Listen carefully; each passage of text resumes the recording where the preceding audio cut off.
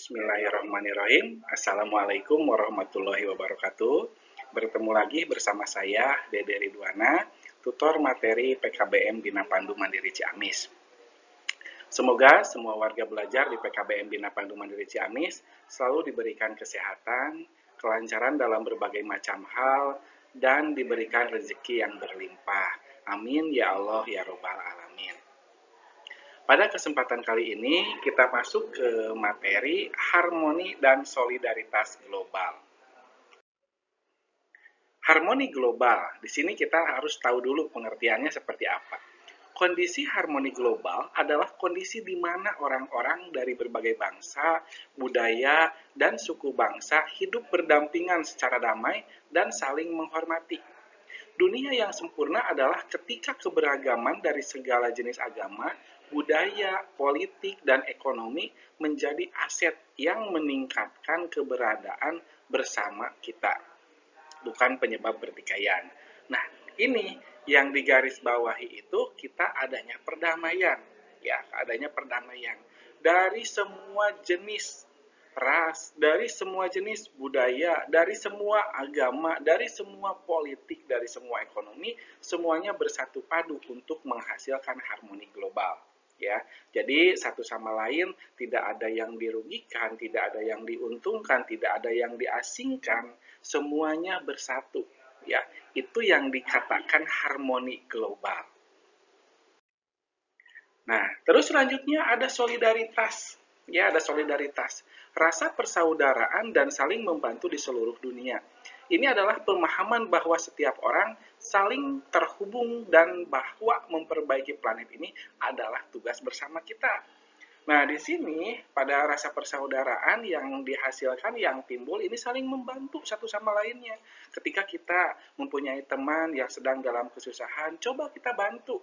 Ya, kita bukan hanya membantu dalam hal materi, tapi bisa juga membantu dalam hal tenaga, dalam hal pemikiran kita, memberikan masukan, ya, supaya apa? Supaya teman kita yang tadinya sudah mentok dalam berpikir, sudah mentok ada dalam permasalahan, kita membuka lebar-lebar nih. Coba diskusi dengan kita yang lebih tenang pemikirannya. Dan biasanya kalau misalkan orang yang sedang banyak pemikiran itu buntu pemikirannya, ya, kita buka untuk dia supaya berbicara dan kita memberikan masukan atau solusi. Kemudian, mengapa harmoni solidaritas itu penting? Yang pertama itu mencegah konflik, Bapak Ibu. Ya, kedamaian dan persatuan membuat dunia menjadi tempat yang lebih aman dengan mencegah perang. Ya, nah, untuk sebuah kedamaian, kita juga sangat menginginkan kedamaian tersebut. Jadi kalau misalkan di suatu negara itu semuanya aman, tentram, damai, kita juga bebas kemana-mana, kita juga bebas mau ngapa-ngapain selain tidak di luar norma, ya, tidak di luar norma. Otomatis tidak bakal menjadikan konflik.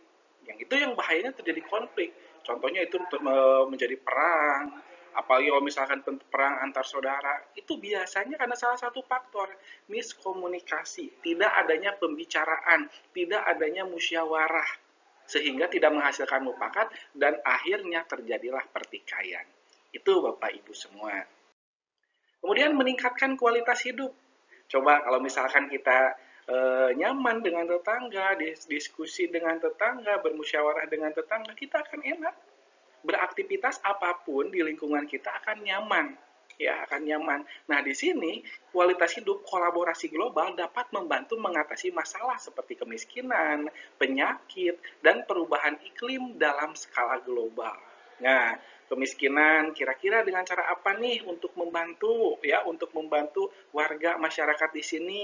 Kira-kira dikasih untuk pemahaman materi pembuatan apa yang bisa menambah pundi-pundi ekonomi mereka. Kemudian dari segi penyakit juga sama. Sekarang termodifikasi nih penyakit, ada penyakit jenis ini, penyakit jenis ini, penyakit jenis ini. Ketika kita kolaborasi global, dari luar negeri, dari luar daerah saling memberitahu, nih obat ini teh ini, obat ini. Jadi kitanya nyaman, ya. Dan perubahan iklim. Kita sekarang sedang mengalami perubahan iklim. Bencana di mana-mana, banjir, ya, banjir melanda, banjir bandang, saya lihat kemarin juga ada di wilayah Ciamis itu yang terkena puting beliung ya. Itu karena faktor apa? Perubahan iklim dalam skala global ya. Kemudian memperkuat hubungan antar negara. Ketika kita bermusyawarah, ketika kita berkaitan atau berhubungan baik dengan negara yang lain, itu akan memperkuat hubungan antar negara. Ya, hubungan antar negara. Kenapa bisa memperkuat hubungan antar negara? Karena komunikasi kita jalan. Karena kita sering bermusyawarah dengan negara lain untuk memberikan pendapat, untuk memberikan masukan, itu akan terjalin dengan begitu baik Bapak Ibu semua. Kemudian membentuk masa depan yang lebih baik. Nah, sekarang masa depan yang lebih baik, banyak sekali masyarakat Indonesia, anak Indonesia yang sedang mencari ilmu pengetahuan di luar negeri. Kenapa? Banyak mencari ilmu di sana karena memang dari tingkatan segi ilmu pengetahuan mungkin negara lain lebih cepat ya. Tapi dari negara kita ada yang bersekolah ke sana dan insya Allah nanti ke depannya ketika kita sudah mempunyai gelar, ketika kita sudah mempunyai kemampuan untuk menghasilkan sesuatu produk, kita pasti bakal diakui di negara kita. Nah, tantangannya ya, tantangan dalam mencapai harmoni dan solidaritas global. Perbedaan kepentingan antar negara dapat menimbulkan konflik. Asli ini, pasti bakal menimbulkan konflik. Ketika si kepentingan si ini A, sedangkan kepentingan si ini B, pasti semuanya berbenturan. Ketika sudah berbenturan, tidak ada musyawarah, lama-kelamaan dia terus menjadi musuh. Ya, itu pasti akan menimbulkan konflik. Kemudian ketidaksetaraan. Ketidaksetaraan, ketegangan, dan ketidakpuasan dapat timbul akibat ketidakadilan sosial dan ekonomi. Ya, itu salah satunya. Kemudian ekstremisme dapat membahayakan keamanan dan stabilitas dunia. Itu Bapak Ibu materi yang bisa disampaikan pada kesempatan kali ini. Semoga bisa dimengerti, semoga bisa ada manfaatnya untuk kita semua, dan jangan lupa untuk mengerjakan penilaian supaya Bapak Ibu semua mendapatkan nilai yang maksimal. Itu saja akhir kata. Wassalamualaikum warahmatullahi wabarakatuh.